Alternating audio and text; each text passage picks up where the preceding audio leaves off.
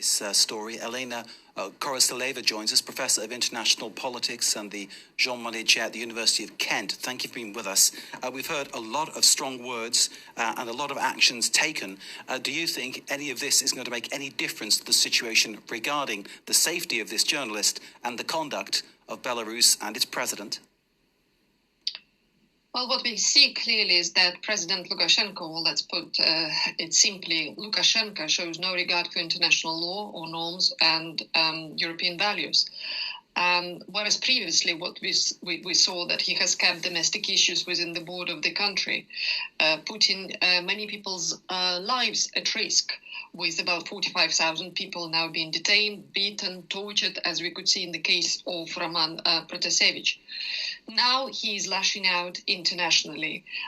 This is precisely the point where the international community should really coordinate its response in order to make sure that things are now in the open in order to respond respectively and adequately.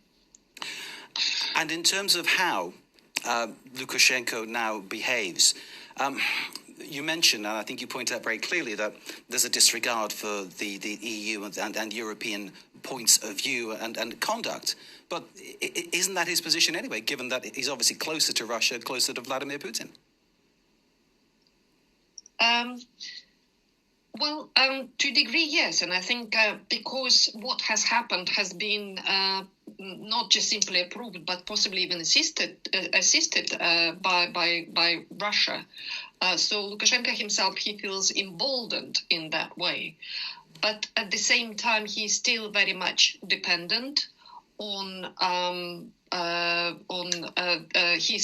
the financiers of his regime, many of which are actually reside abroad, which means that, of course, international pressure, especially in terms of smart sanctions, could be the right way to go forward.